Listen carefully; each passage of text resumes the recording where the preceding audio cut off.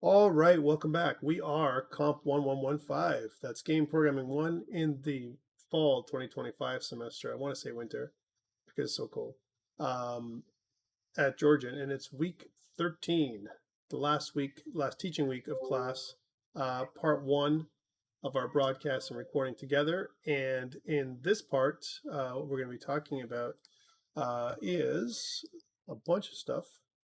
We're going to be kind of looking at an intro to OOP, which is object-oriented programming, and we're also going to do a bit of an exam review.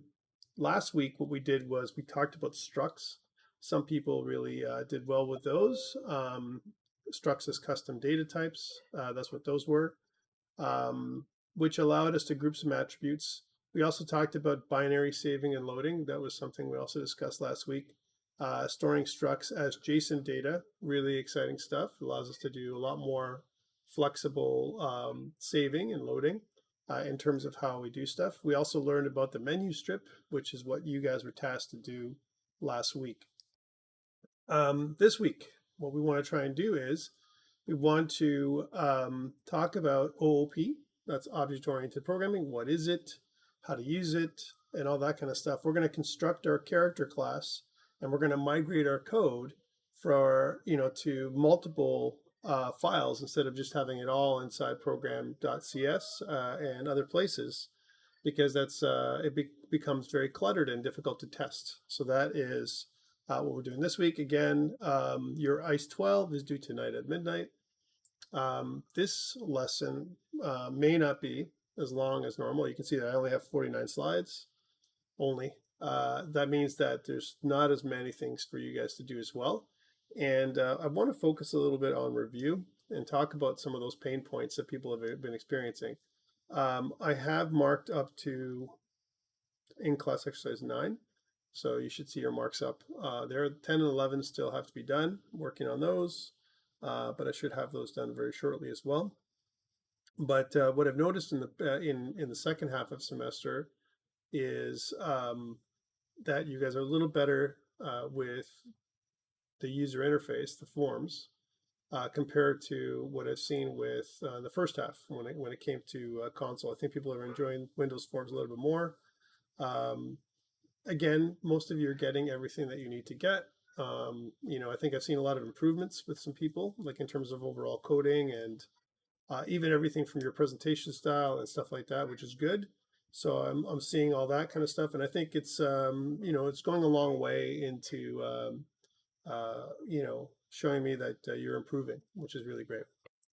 So first, I want to talk about the exam next week. So final exam is next week, in person only. Again, and I want to say this, like, when I say in person only, I mean that's the plan.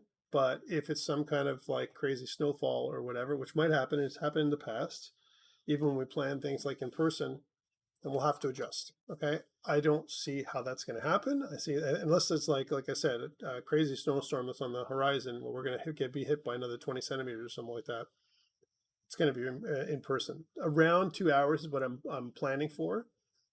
Please arrive early. Anyone arriving 20 minutes late, like I said the last time, won't be allowed to write. It is worth 20% of your final grade, so please take it seriously. It will cover everything from weeks 8 through 13. That's up until today. We'll mostly be covering Windows Forms, methods, file input output, enums, structs, and that kind of stuff. We will include a starter project that I'll give you, so there'll be some functionality that you'll get, and you will need a PowerPoint report, just kind of like you did last time. There'll be a GitHub repository and a YouTube video showcasing your work with no sound. All right, so it's kind of the same thing that we did in terms of the same structure. You will be getting a document when you get to class and all that kind of stuff as well. So all those same things that you saw in the midterm, you'll get now in the final. So please, the best way to study is if you haven't done any in-class exercises, like if there's a in-class exercise you missed, go do it. You know what I'm saying? I think that's the way to do that. If you weren't satisfied with an in-class exercise, like you thought that it was like you didn't do it as well as you could have, do it, study it, figure out what there is that you could have done better. I think that's the best way to study because we're going to be using Windows Forms. experiment a little bit, pull down some controls you've never used before and see if you can make them work, see how that works if you have time. I think that's the best way to study for this thing, right? So instead of like trying to, for me to, tell you, targeted, like what I want you to look at, that's not what I'm looking for. I'm looking for you guys to have a chance to, to be adaptable to some degree, and so that you have a chance to show me how you know how to code. Okay, so that's what it is. So user interface is the vehicle, but coding is what I still want you to do. We are using passing data. We've been talking about that for a while, using the settings file. We'll talk about different things about that today. So any questions or concerns about the final exam that's coming up next week, Friday, during this time for you in person?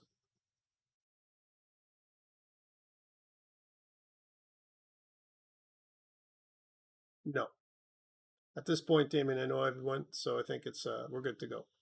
If I see somebody I don't know, we'll have a conversation. But otherwise, you should be good. Anyone else have any questions?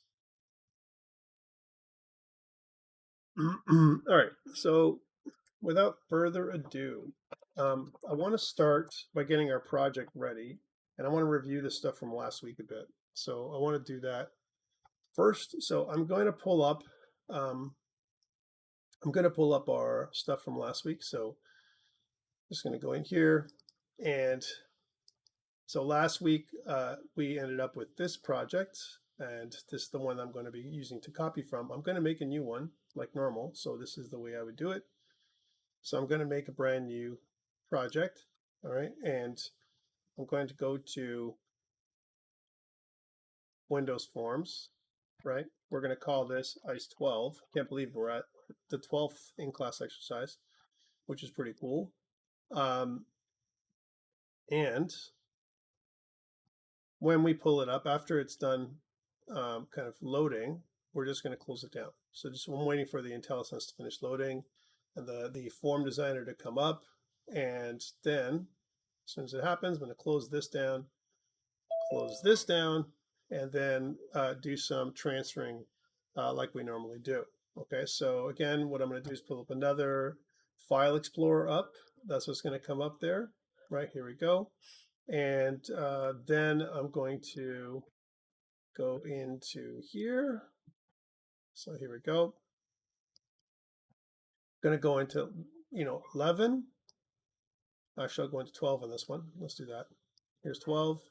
And notice that I'm going to pull these two together. And I'm also going to do it so that way you can see it in the video, just in case you need to do this again for your final. I don't suspect you will. I'll try and give you everything you need as much as possible in your final, and then you'll just add to it.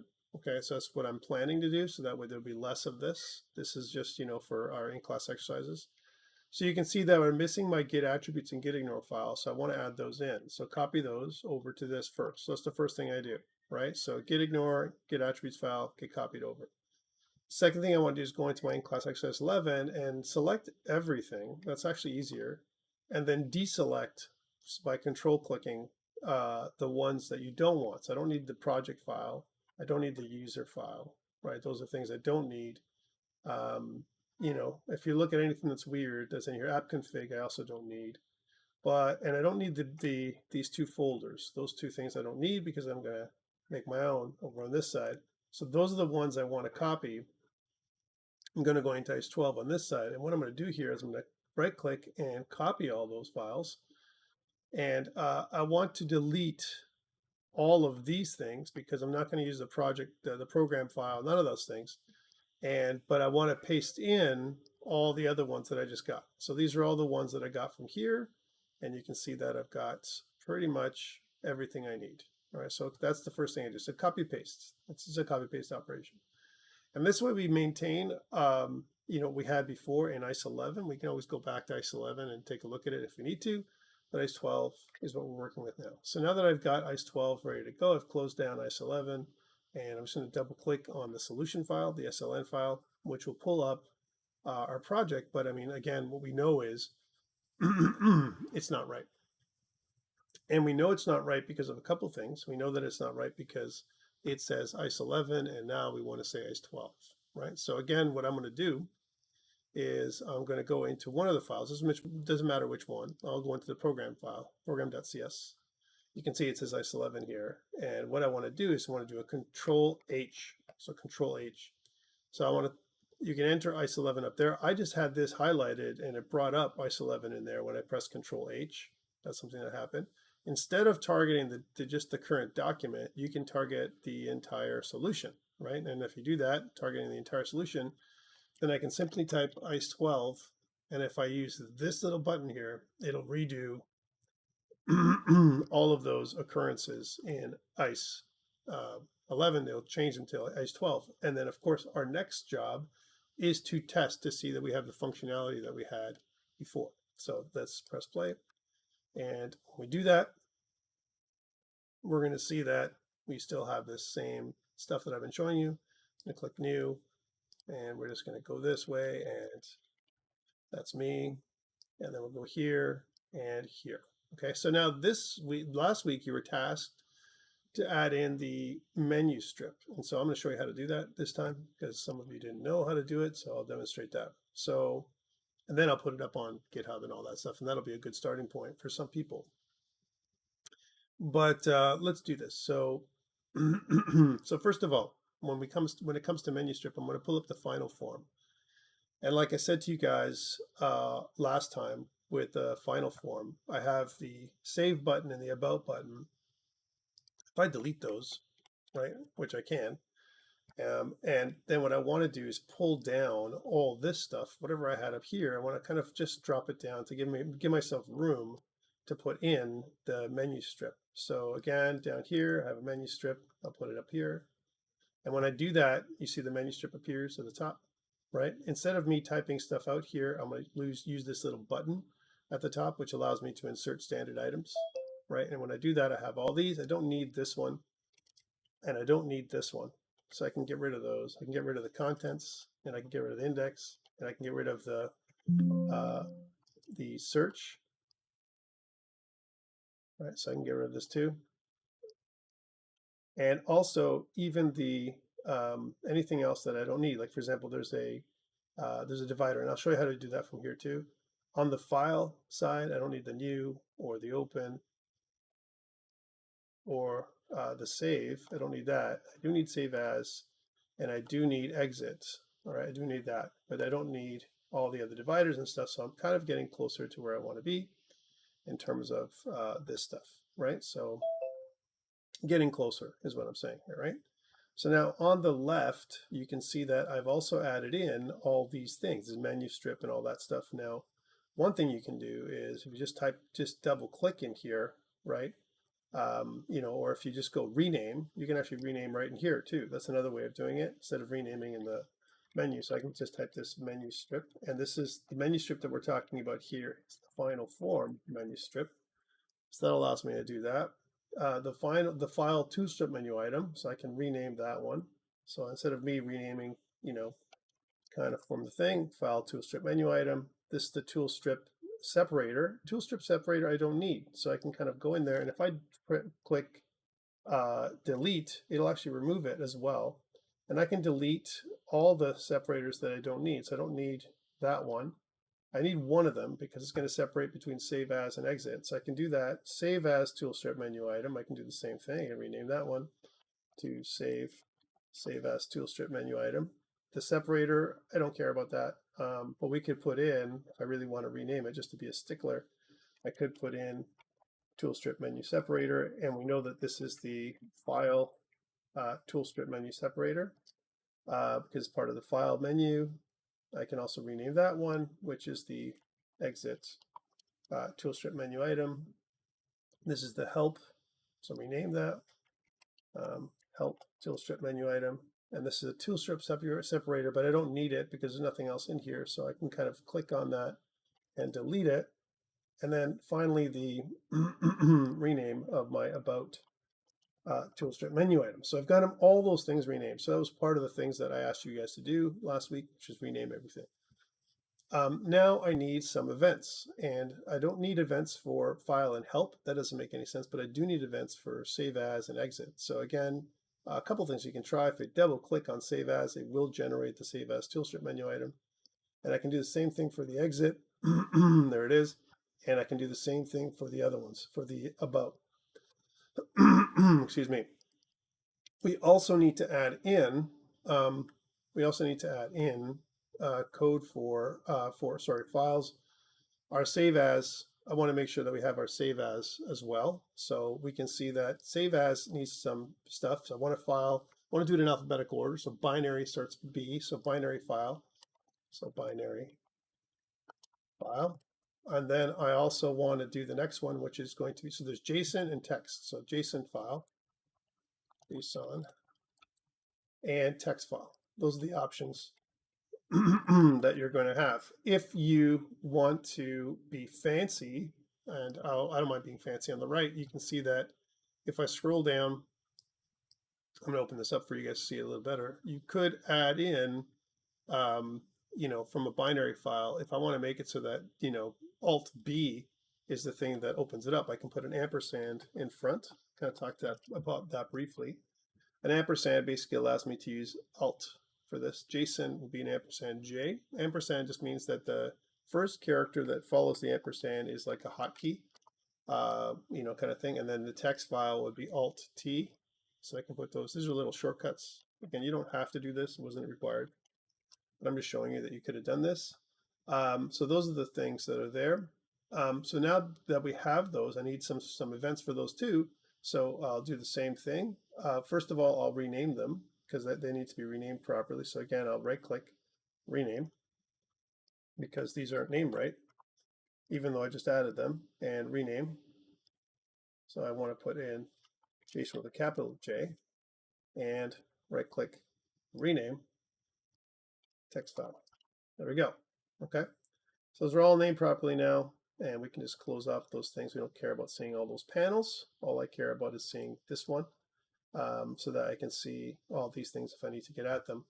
Now that I have those, and those are there, then we need to add some functionality to those items, right?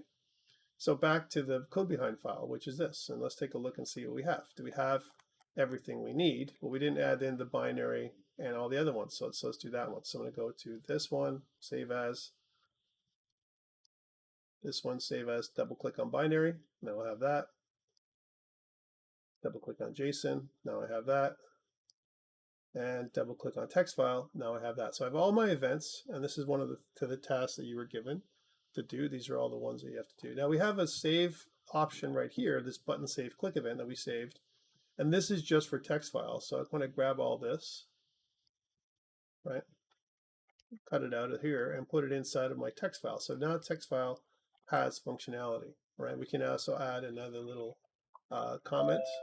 So, oops, this method handle saving character as text file. That's what this does. And then after that, we can get rid of the button save event because we don't need it anymore because it's gone, right? We also want to, we have confirm exit, final form closing is a thing, and we have this about button click. The about button click no longer isn't required because we're going to make it work with the about button toolstrip menu item, this one right here. So that's where that goes. We can add in some comments as well. This method handles playing the about box, and then we can just kill the about click event. This is that one. We also have the ability for us to close down. I'm just going to get, this is just like low-hanging fruit. I'm just doing one thing at a time, right? Just to make sure.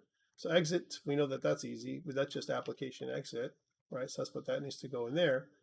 And then I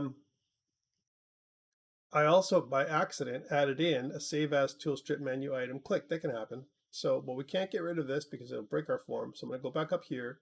And then what I want to do is I want to click on Save As, go to the little lightning bolt. And like I've shown you before, if you just erase the event and kind of press Enter, then if I go back to the form, it grays out or disappears. If it grays out, I can get rid of it. So I don't need that at all. Binary file and JSON file toolstrip menu item. Let me just pull up what I gave you. So if I go back to last week's documents, just going to go back there for a second just to review. so that you know what's happening. This is why I want to go through this, because I want to make sure you guys are good. And here's 12. So one thing I asked you guys to do, we did all this stuff, load character, blah, blah, blah, blah. And then for you, you had to do some of these, right? So I actually gave you the code for them. They're right here, right? So this is the text. We moved this over. We did these two. So all I need is this one right here, which is the JSON one. And that's in here. So if I go back to code, the JSON one goes there. And then, sorry. And then the binary one is here. And that goes in the binary tool strip item there.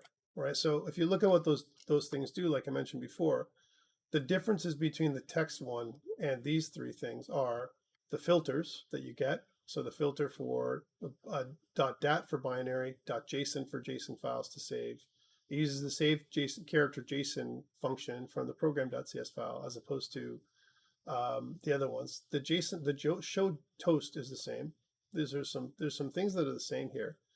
And when I look at this for the first time, if you think about it, this is almost like, well, it's duplication. Realistically, your mind should always go down this path, which is, duplicating.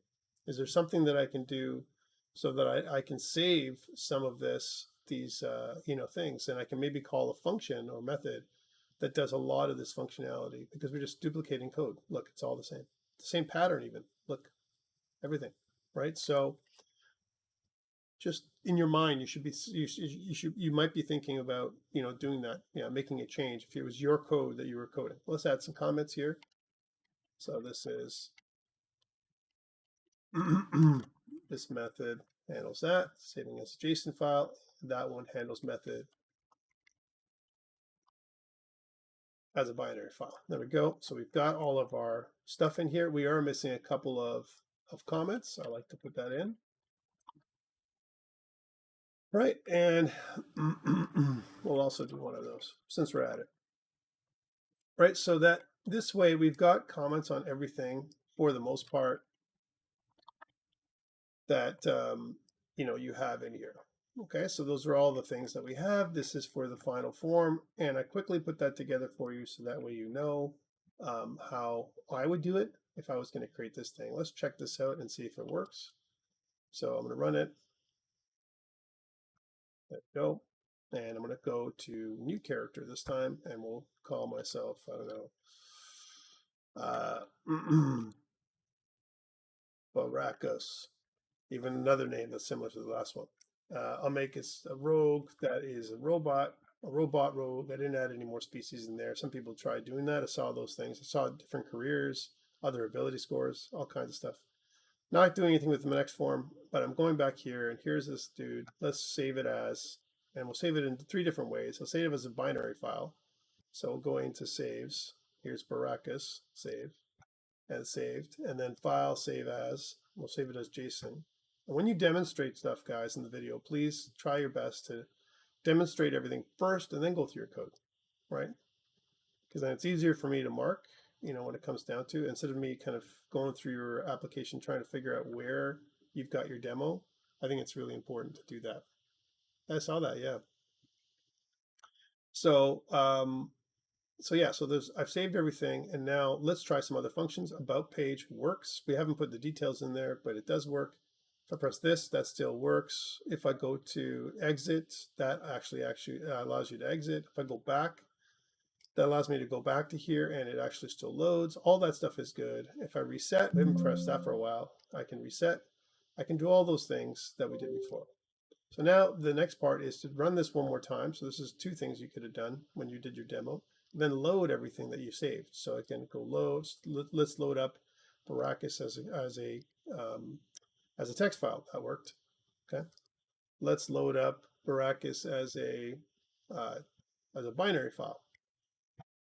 So Baracus as a binary file, we would have to filter for that, right? So that's one thing that we didn't change. We actually had that as a change too. I forgot to do that, and that is in here as well.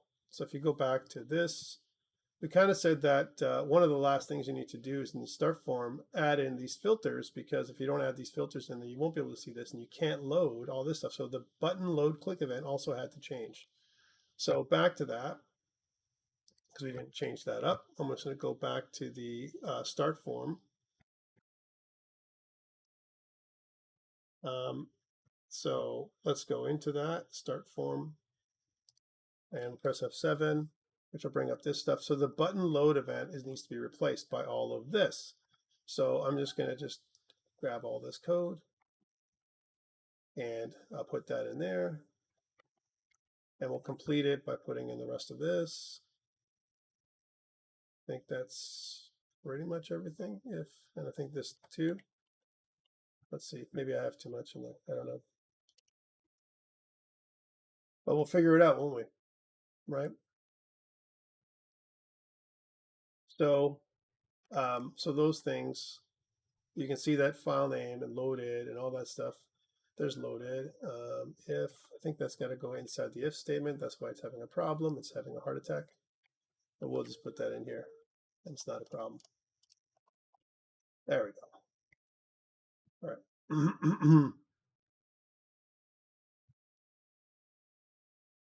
Sure that this is good. I have an error here. It says, cannot implicitly convert void to bool.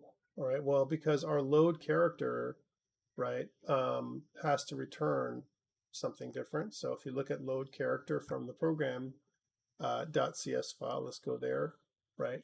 The load character that I have in here is also something that only returns void, but everything else returns bool, right? So if I look at these ones, load character binary returns bool, because remember we had all this stuff where we have these statements here. So one thing we can do is modify we didn't modify this, but the load character also needs to modify a little bit. And I gave you guys that code as well.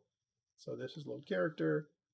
Here's load character updated. And so this is the bool version of load character, right? So this is it right here. So just to make it easy, sometimes with these things, there's a lot to copy paste as an example. And you can also simply just use a, kind of a notepad for this. I find that that is just easier to do because there's like, otherwise Visual Studio will have a heart attack.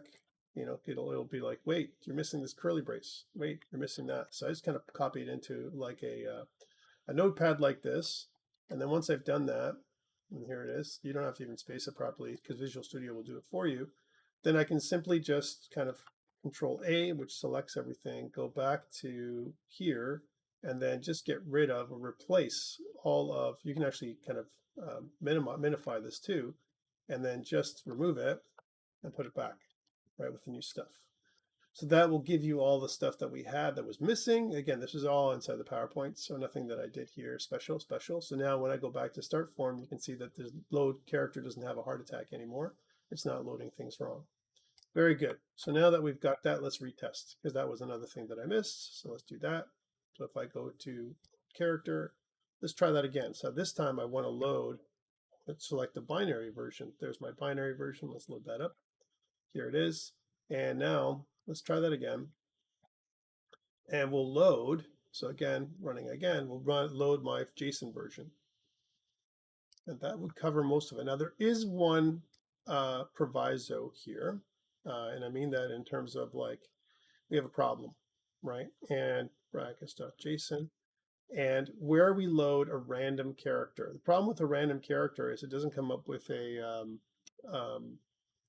career. And the way we set the thing up is it will be blank here, right, when it comes up. And if it's blank here, it doesn't know how to continue because I'm going to show you this. So I have a character that I made called Rando the commando, right? So if I kind of load this up and if I go to saves, and if I load up Rando the commando, who was a random character, right? So it means, so the career is random.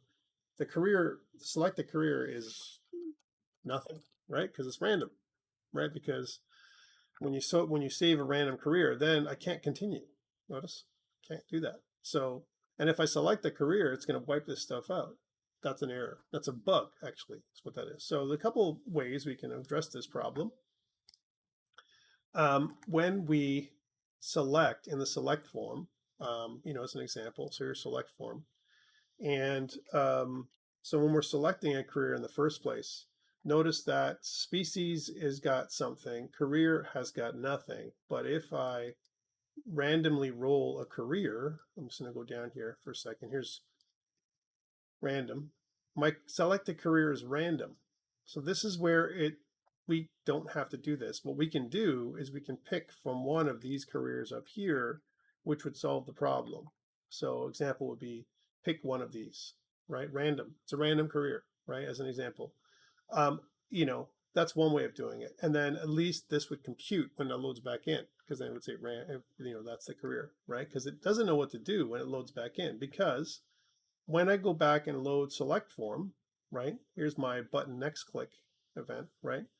Then it basically says here, I've loaded everything up, right? When this loads up, if it doesn't have a career that is modified, so for example, the career, default career is this is the next button, sorry, the load is what I'm looking for. So again, you can kind of go there. So if I look at the form load event for select career, right? Here it is.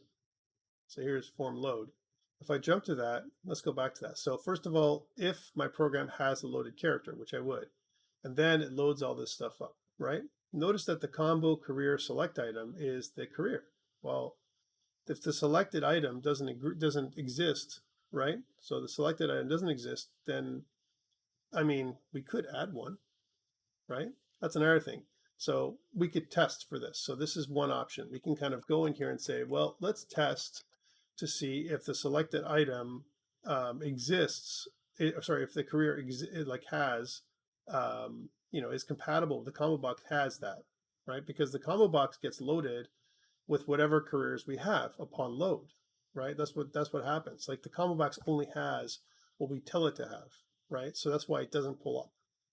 And what I mean by that is, right, if you look at the combo box itself, right, when I do that, so this is the reset, and if I click on this, combo box career selected index changed, right? Well, what it does is it goes like this. It goes, okay, so let's take a look at the career, and I try and say that the combo box selected career toString, we save it, and then what we say is we loop through the primary stat text boxes, and we kind of push out the stats. Now we don't want this to happen if the selected index is changed. That's another problem, right? Because if I was to load something in and the career doesn't know, or the form doesn't know what this career is, as an example, then it won't be able to do this. If it does know what it is, if I make army or whatever, it'll reset everything. So anything we loaded up will just be reset to whatever career we had. That's also not something we want. So this would be also a problem, right? Because this is an event, and it doesn't matter how it's changed, whether we change it or whether the user changes it, it triggers, right, this event. Events happen because they're listening for any changes to happen on a particular item. And in this case, the combo box, which is right here, this item, when it changes, that's when that's going to happen. That's when that career is going to trigger this little combo box event here. Okay, so that's what the problem would be. So there's a bunch of little problems to solve, if we were going to go there. So some solutions might be, when we load up, as an example. So this is again going back to the load form again.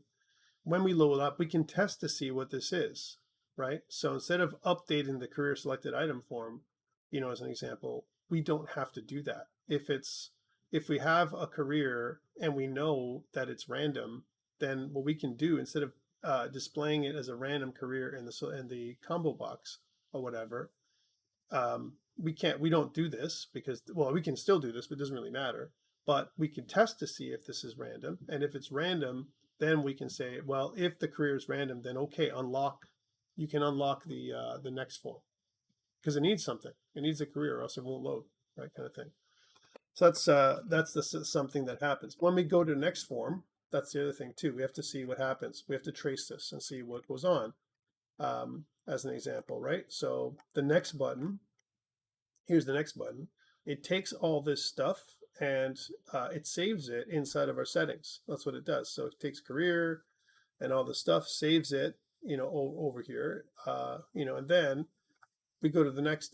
We don't care about the next form right now. We do care about the final form. And if I go to final form, let's see what that does. So final form, when it loads, it has final form load. All right. And then what it does is it takes all the stuff from the settings and then loads it up and computes the attributes and stuff like that.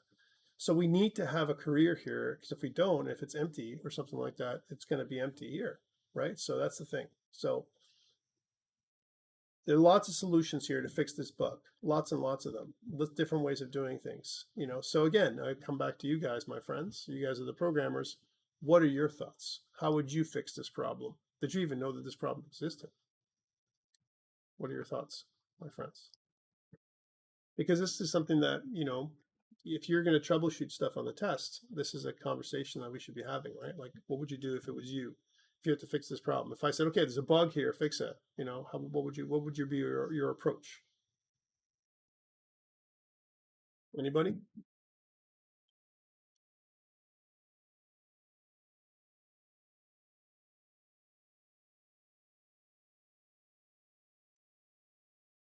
Okay, I know it's 8 o'clock in the morning or near 8 o'clock in the morning. No one's answering, but this is kind of the way I would probably do it. I would test. So I would say, okay, well, we know that settings career is what it is, right? So we can test for this. So if the program has loaded character, that's fine, right? And we know we're loading it up because when we load it up, we do this inside of the kind of in the start form. So the start form itself, if you think about it, what it does, it has this load character, right? Load character, depending on what happens, it calls one of these three load character functions, right? Whether it's load character binary, load character JSON, kind of what calls one of these three functions. That gets called in program. And each one of these things, no matter what we do, saves information inside of our character. That's what it does. So it takes the read line when it comes to text. We kind of read stuff, read string, as an example. When we load binary, we do all those kind of things, and we kind of put things back into the career. So the career would have the information. That's what's going to happen. Excuse me. So we know that. So that's not the problem. It's really here. So we know if the career. So we can say if, and then settings dot default dot career. If we know that if it is random, that's the thing we can test for. It's a very specific career that we're testing for. Then what happens here? Well, we want to kind of put together almost like a kind of our selected career, kind of thing. So we can make a selected career kind of variable, local variable called selected career. We say string, and we can say selected career, right? And we can say that is equal to this. Actually, we can even do it even better than this. We can say selected career is equal to this settings default career, because that we're going to read, but that's only going to happen if program's low. Now we better do this. I like it this way there. Okay, so there we go. So now that I have this selected career and it's initialized, then I can say, well, if my settings default career is equal to random, as an example, if that's true, then then selected career, right, is going to be equal to random. That's something that's going to happen. Otherwise, if it's not, so there's the else statement happening. There's the else statement. If it's not, then selected career is this. So that's the one thing we're going to do. Okay. So first of all, this kind of stuff. We want to capture that the selected career is this. Okay. And this is what we want to do. So selected career is what we want to put here, right?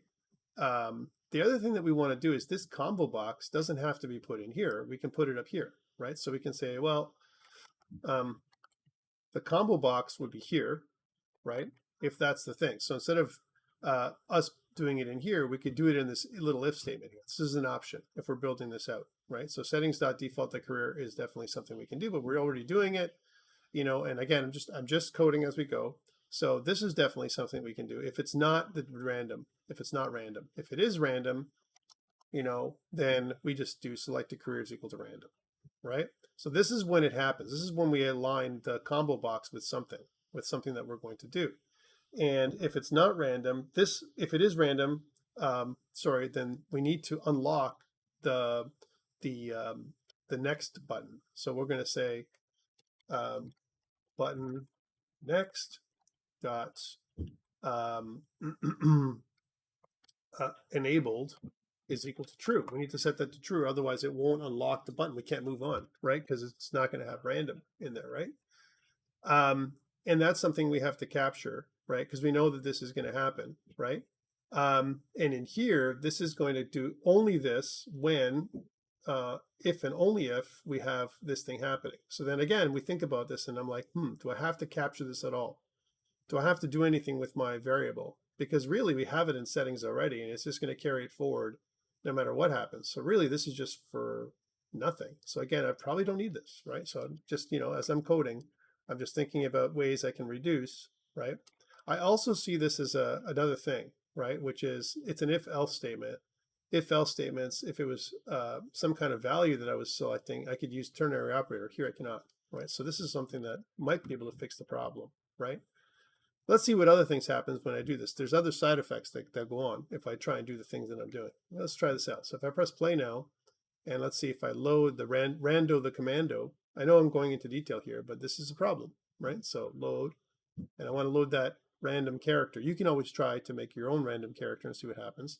Rando the commando. Let's open him up. So here he is, right? And it opens up, but then my next button, right? My next button is not unlocked, right? So why is that?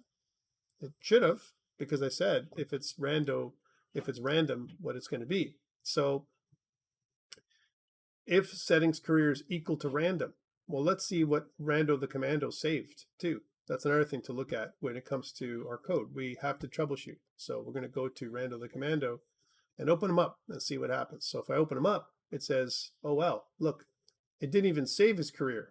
Like rando the commando, oh, it saved alien and army. What? That's not right.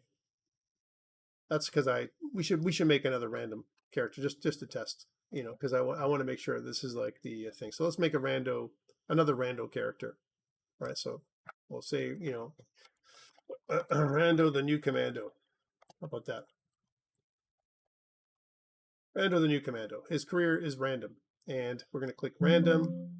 I'm going to click him. He's going to be a robot, and we're going to go to here, rando the new commando. We have random as a career, and we're going to say file, save as. And we're going to save as a text file for now. And we're going to save in the saves. Here's rando the new commando, save. So it's saved. Now let's take a look. Let's inspect what we got here in our file. This is also something to know, right? Let's see what it does for us. Well, now it says random. Before, I think I modified the file and it didn't know what to do, right? Because it didn't say random. And because we're specifically saying random, not another career, or not we're being very specific here. So this is a potential problem in the future.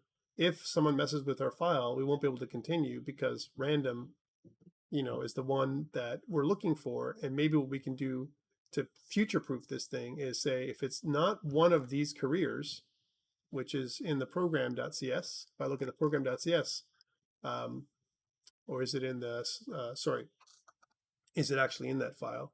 Just a moment. Selection form. Let's see what that has in there. Yeah, so in selection form, we have career. If it's not one of these careers, then you've loaded something else up. It's random, kind of thing, and continue anyway, kind of thing. So there's a bunch of concerns, right? But let's try this out now. So let's see if this is, something we want to do. So again, load character. This time I want to load rando, the new commando. I didn't even call him random. All right, there we go. Open, and now he's good. He's loaded up, and now if I click next, I'm able to go to the next form, and he actually loads. His career, though, is missing. What happened to his career? It should say random in here, right? That's a problem, right? So that's another thing that we have to fix. So why did it do that? Let's take a look. So if I think about the next button, it's not in the enum. Yep. Well, let's take a look here. So if I look at selection form, right, and if I go back to the next button, what it does is it looks at selected career, right? Selected career is that's what the career is, and that's what we pass forward. We kind of save everything from the text boxes again because we want to make it a dual use. We don't just want to have a load to go next. We also want to use what we have here, selected career. Unfortunately, this selected career is something that we establish up here, selected career. So therefore, that's another thing we can do. We can fix that problem when we click next. So when we load, if I go to the form load again, form load event, there it is. If I go here, and when it's random, I can just say selected career is equal to random, right? I need to do that. And if I did this selected career is equal to random stuff, then let's try this again. We may have fixed our problem. Let's see. So again, load a character. I'm going to go to saves. I'm going to go random, the new commando. There he is. I'm going to click next and then click next, and now we're good, right? And if I go back and back, I'm still okay because I have something that's in there. Let's say if I change his name, I don't like random, I like rando. Then there we go, rando, the new commando. He's a random career, kind of thing, and we're good. So that was the fix. It's basically this part right here, which is basically, that would have been enough, because right here, instead of reading from the combo box, this little part right here, this is kind of a bug fix for random career. All right, that's what that is. So I want to put this in there for you guys, and when I upload my my solution for this week, you can always look here and think about this for yourself. All right, so that's the problem. Okay, now we're finally ready to put this up on GitHub. Right? Because we did all that work. I'm just going to close all the tabs down, so I don't need any of those things. We know it works now, and we know we have everything to start for today's lesson. So I'm going to go to View, Terminal, and I'm going to do all that funny stuff that I normally do, which is git init, git add dot, git commit -m, initial commit, and we need to do set up a repository online. So we're going to go to GitHub, Georgian, for me, new repository, and I'm going to put together that repository in a second. I'm going to click harder. It's going to be COMP1115 in the fall 2025 semester, and it's going to be ICE 12. There we go. It needs to be public for you guys. Yours would be private, right? And then click Create Repository. And then from there, I'm going to grab all this, go back to here, right-click and enter. And then what it should do is upload everything to GitHub. But good thing to do is check to see if that's true. There it is, right? And we have everything ready to go for today. Questions around how I troubleshooted this, right? I'm going to just close down the previous lesson. We don't need that anymore. And what would you have done? Would you have been stymied? Would you have been like not know what to do? If I told you to troubleshoot a problem, it is an issue. Like it truly was a problem. It wasn't loading random properly, and it wasn't because random was broken. The random character, it was just that we never dealt with that particular issue, right? So, will you have this on the test? Well, there'll be some tricky stuff on the test that you maybe don't know what to do, right? So I want you guys to think through it. Like think logically how you're if you can. I know it's tough because there's a lot going on. It's not just my course that you have other things going on. But think logically about the program flow, the control flow that's happening. Where does your program start? It starts at splash form, right? So splash form gets loaded. It loads this thing, and then in the code, if you follow it through, it uses a ticker, a timer. That's what we do. And then what happens is after 3 seconds or so, it shows the new form and hides this one, right? So that's the first thing that happens. So the next form that shows is the start form, this one. Start form comes up, right? What does that do? Well, let's go through it. It kind of gives you the ability to click something. This is the button click event, and this is the button next event, the new event. So there's 2 options you have, and there's also the other option, which is you could quit. So there's 3 options: quit, make a new, or a load. right? Those are the three things we can do. So if we press new, we follow this option, the new option. Okay, well, if I follow the new option, it's going to go to selection form.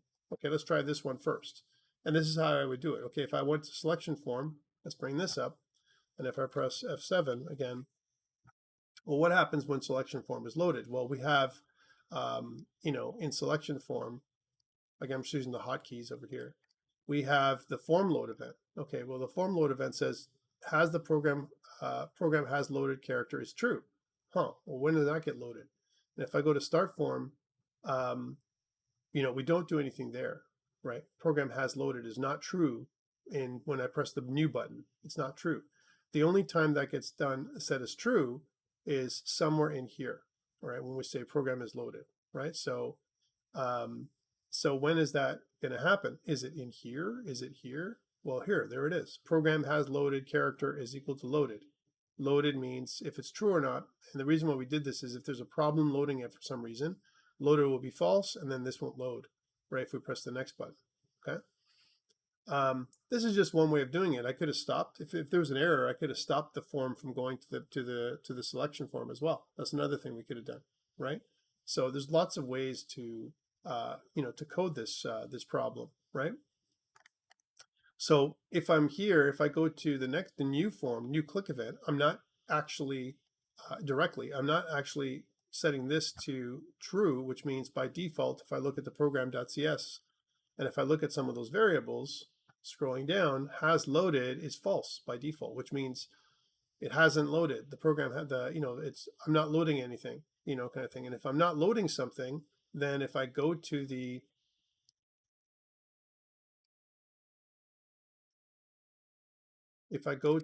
load event, as an example, for this is program. If I go to the load event for this form load, then this is false. And if it's false, that means all of this gets kind of ignored, right? So if this gets ignored, then the select form load event does nothing. If it does nothing, that means I start with kind of the default form, which is an empty form, and then I have to load things up. That's how we set things up. So that way we can have an option for the new form that's empty. We can have an option for a form that's loaded. We have a lot of options here. Okay, and this is our project that we've kind of been working with so far. So hopefully you understand the project, because this is the project you will see in one form or another next week. Okay, if you don't understand the project, I urge you to take a look through the stuff, understand how things are working, very well, because we're not going to make a new project for you for your exam. It's going to be the same one, same thing that you've been seeing for weeks, right? So that we've been building up step by step. And that's your review, my friends. I want to briefly talk about OOP before we stop for a short break, because I've kind of did the review first. But before we get there, I'm going to stop the video, and I'm going to make a brand new video, with this